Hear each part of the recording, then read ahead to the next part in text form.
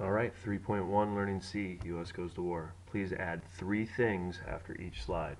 You can pause the video to give yourself about 2 minutes after each slide in order to get them written down.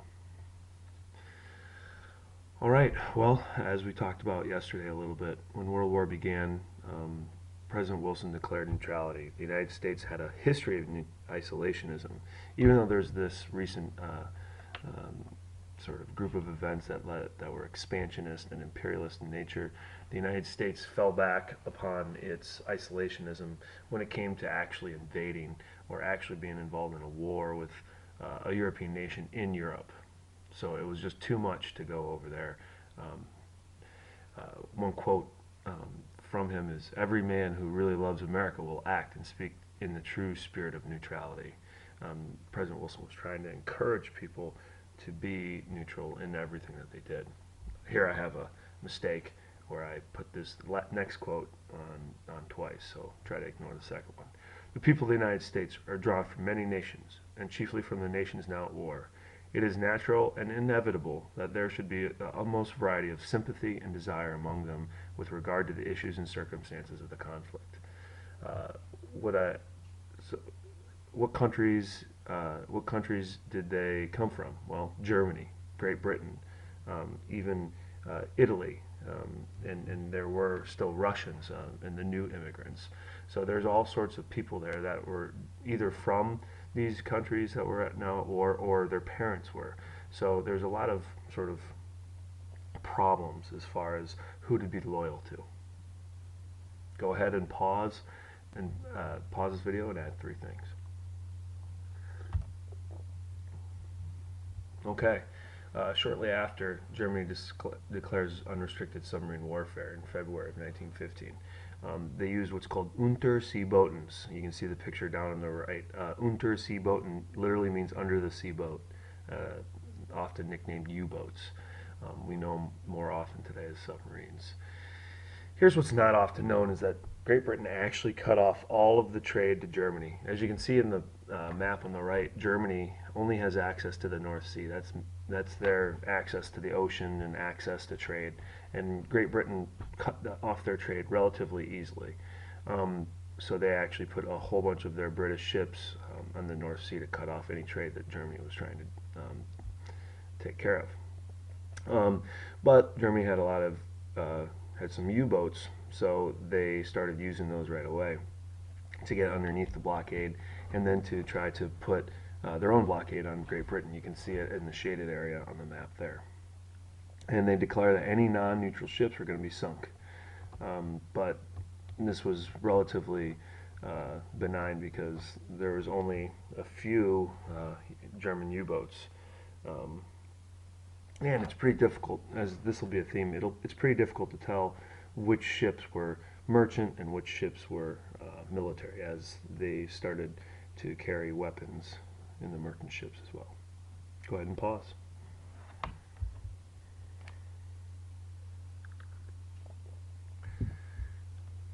Not even a year after the war started, Germany started picking up their ability to sink some ships.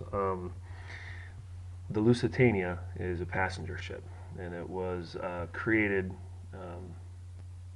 It was a nice big ship. It was gigantic, and it was actually used to go across the Atlantic Ocean. But it also, by the way, was used to, you might as well ship some weapons in there. Germany gave all of the people in the Lusitania this thing that you see right next to you is a flyer. It basically says on the bottom, you can see, travelers intending to embark on the Atlantic voyage are reminded that a state of war exists between Germany and her allies in Great Britain. That the zone of war indicates the water adjacent to the British Isles, that means around it. That accordance with the formal notice given by the Imperial German government, vessels flying the flag Great Britain will be destroyed. So they were given this flag, and the people still boarded, and it cost them their lives. Once it got over to the coast of Ireland, the Lusitania was struck and it was sunk. It was a massive tragedy. 1,200 people died, 128 of them Americans. So this was not an American ship, it was a British ship, but it still really, really upset Americans. often considered the tipping point of American public opinion against Germany in the war, because up to this point, you know, there were a lot of Germans in the United States. So who knows who the United States would actually come on, whose side the United States would come onto. And this wasn't like World War II, where there was an inherently evil event that began, or an evil person that started this war. So Wilson would not declare war over this. Again, I'll say that again. Wilson would not declare war over this. Somebody in this room listening to me right now will say that Lusitania is why the United States got into war. It is a reason that the United States eventually got into war, but it was significant. It was it was just under 2 years after the Lusitania was sunk before the United States got into war. Okay, circle that, star it, please remember that. But Wilson did demand that submarine warfare should change. Germany didn't really say a whole lot, and then stalled. But submarine warfare obviously became an issue between the United States and Germany. Go ahead and pause.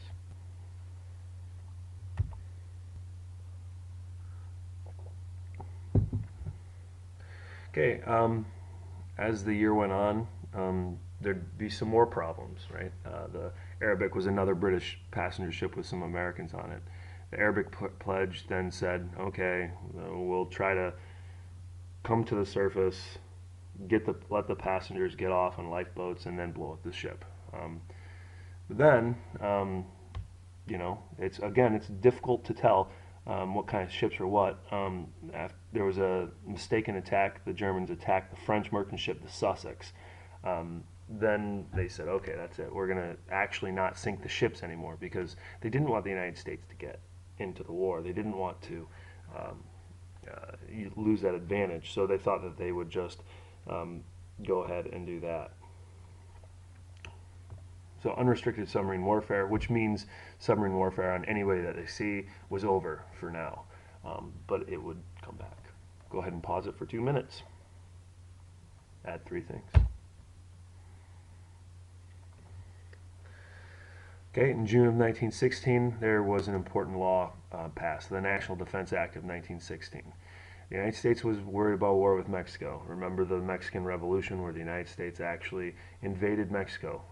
That was something that we didn't read about in the packet with the foreign policy stuff, but we were worried about a war because the United States and Mexico were not sort of happy with each other.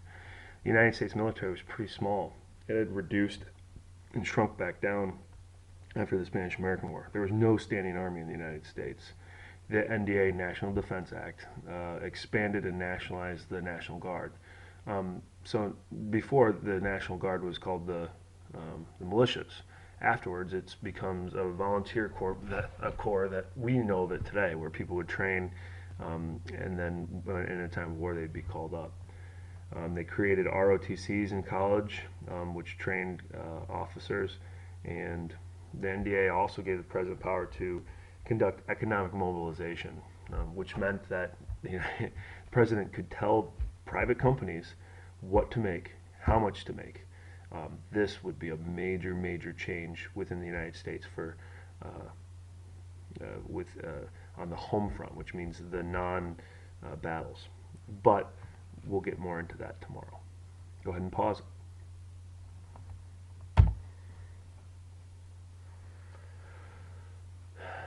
Right in the middle of all this, there was an election in November, second Tuesday of November in 1916. Woodrow Wilson defeated Hughes to get his second term. Remember, Wilson had won the election of 1912, which was a 3-way race between Taft, Teddy Roosevelt, and himself. This was a relatively close. Election. You can still tell that there's a lot of conservatives in the United States. There's a lot of people who didn't want Wilson's progressive ideas, like the Federal Reserve and all of the amendments and all of the progressive movements that he had made.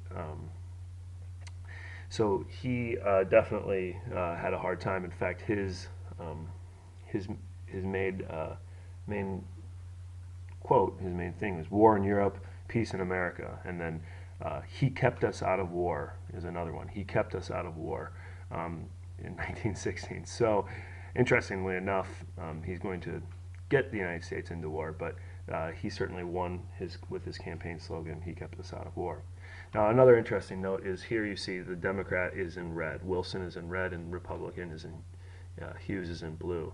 Now, not until the year 2000 will you see political electoral college maps universally use red for Republican and blue for Democrat. It was just the election of 2000 when that occurred. So sometimes you'll see some of these historic maps, and you really have to check the key to see who it is. You can't just assume that Wilson only won the Northeast there because it's in blue. Go ahead and pause for 2 minutes. Add 3 things.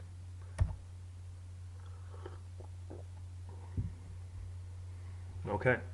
In December of 1916, Woodrow Wilson gave a speech aimed at the international community. He wrote letters to both sides. Neither one of them, he's trying to play the peacemaker. Neither one of them said anything back. So he decided to make a public statement. Okay, so what I'd like you to do is push pause, and I'd like you to read this quote with your island. Okay, the quote below January 1917. Okay, and you're going to read it and try to rename peace without victory. Okay, he describes it here, and he calls it peace without victory. Sometimes it's confusing for people, so I'd like you to, in your islands, for about 3 minutes, I'd like you to read it. Okay, and I'd like you to try to rename peace without victory to something that makes more sense to you. Once you get done, then I'd like you to share each island. What I'd like you to share with the class. Okay, go ahead. Pause.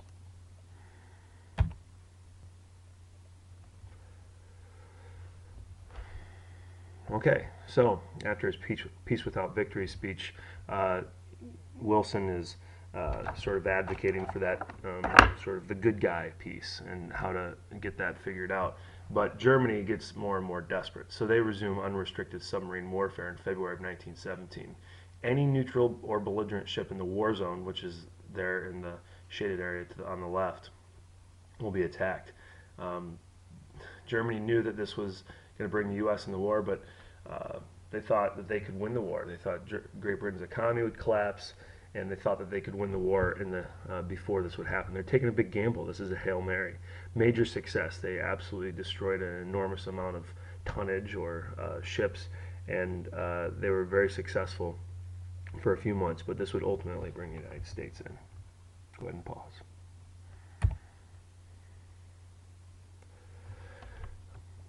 Okay, the Zimmerman telegram. You know what, I'm going to push pause and you're going to just have to use the other film for this.